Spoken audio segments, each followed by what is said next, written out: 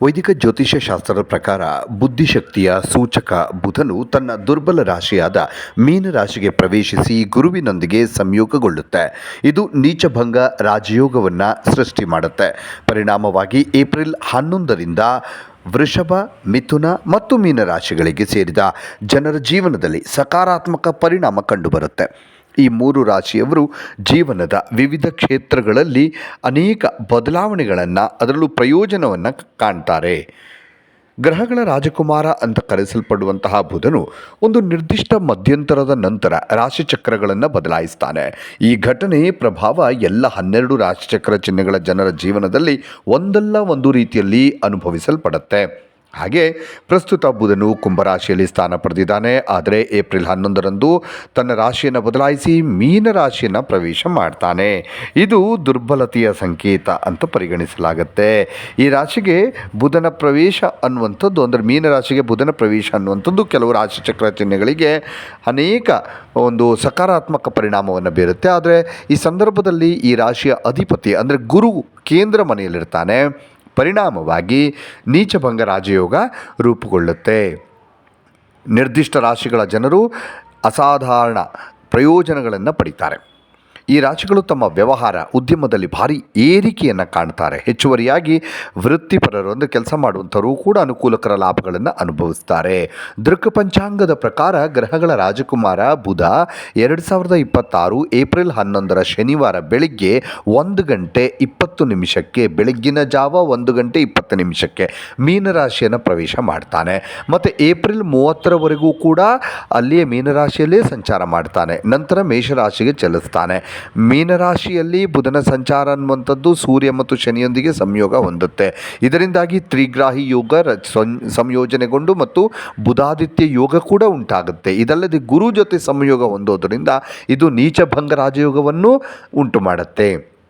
ಇಲ್ಲಿ ಮೊದಲಿಗೆ ನಾವು ನೀಚಭಂಗ ರಾಜಯೋಗದ ಮಹತ್ವವನ್ನು ನೋಡೋಣ.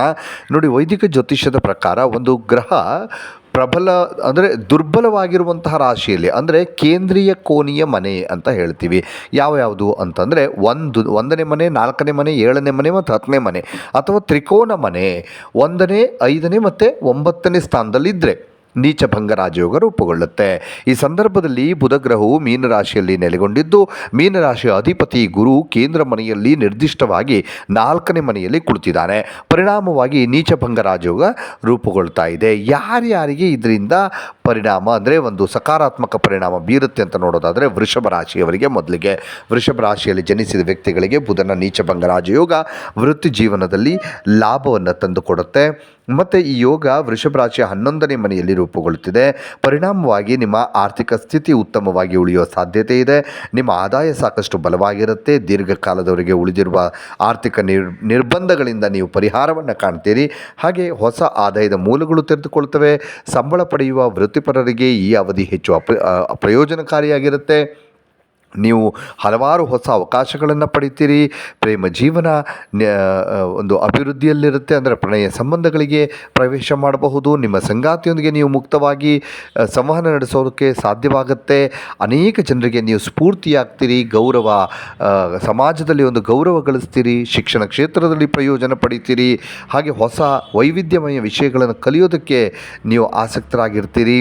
ಬಹುಕಾಲದ ಆಸೆಗಳು ಅಂತಿಮವಾಗಿ ಈಡೇರ್ತವೆ. ಈ ಸಂದರ್ಭದಲ್ಲಿ ವ್ಯವಹಾರದಲ್ಲಿ ತೊಡಗಿರುವಂಥವರು ಗಮನಾರ್ಹ ಪ್ರಯೋಜನವನ್ನು ಪಡೀತಾರೆ. ಹಾಗೆ ಇದಲ್ಲದೆ ನೀವು ಹೂಡಿಕೆಗಳ ಮೂಲಕ ಕೂಡ ಲಾಭವನ್ನು ಗಳಿಸಬಹುದು.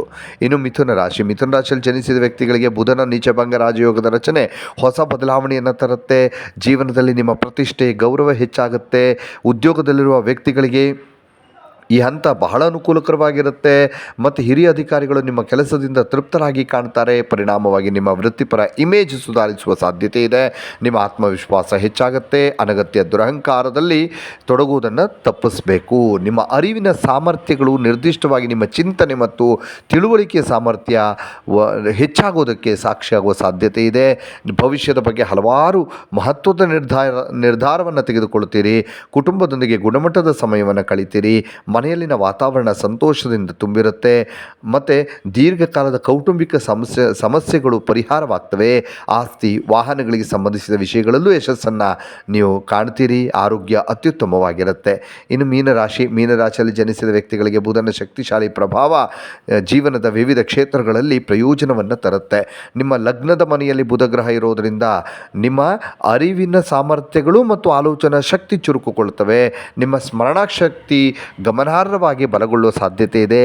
ನೀವು ತಾಳ್ಮೆ ಮತ್ತು ಶಾಂತತೆಯಿಂದ ಮುಂದುವರಿದರೆ ಯಶಸ್ಸನ್ನು ಸಾಧಿಸ್ತೀರಿ. ವ್ಯವಹಾರ ಕ್ಷೇತ್ರದಲ್ಲೂ ಆರ್ಥಿಕ ಲಾಭದ ಅವಕಾಶಗಳಿವೆ. ಮತ್ತು ನೀವು ತಂತ್ರಗಳ ಮೂಲಕವಾಗಿ ಅಂದರೆ ಪ್ಲ್ಯಾನಿಂಗ್ ಮೂಲಕವಾಗಿ ನೀವು ಯಶಸ್ಸನ್ನು ಸಾಧಿಸುವ ಸಾಧ್ಯತೆ ಇದೆ. ನಿಮ್ಮ ವ್ಯವಹಾರ ಉದ್ಯಮದಲ್ಲಿ ಹೊಸ ಜನರಿಗೆ ಜೊತೆಗೆ ಸಂಪರ್ಕ ಆಗುತ್ತೆ. ಲಾಭಕ್ಕೂ ಕೂಡ ಈ ಒಂದು ಸಂಪರ್ಕ ಕಾರಣವಾಗುತ್ತೆ. ನಿಮ್ಮ ತಾಯಿಯ ಸಂಪೂರ್ಣ ಬೆಂಬಲವನ್ನು ಪಡಿತೀರಿ. ಸರಿಯಾದ ನಿರ್ಧಾರ ತೆಗೆದುಕೊಳ್ಳೋದಕ್ಕೆ ಈ ಸಮಯ ಅನುವು ಮಾಡಿಕೊಡುತ್ತೆ. ಮತ್ತು ನೀವು ಹೊಸದನ್ನು ಕಲಿಯುವಲ್ಲೂ ಕೂಡ ಯಶಸ್ವಿ ಆಗ್ತೀರಿ. ಇನ್ನಷ್ಟು ವಿಡಿಯೋಗಳಿಗಾಗಿ ಮೀಡಿಯಾ18 ಕರ್ನಾಟಕ ಚಾನಲನ್ನು ಸಬ್ಸ್ಕ್ರೈಬ್ ಮಾಡಿ ಹಾಗೂ ಹೊಸ ವಿಡಿಯೋಗಳ ಅಪ್ಡೇಟ್ಗಳಿಗಾಗಿ ಬೆಲ್ ಐಕನನ್ನು ಕ್ಲಿಕ್ ಮಾಡಿ. Thank you.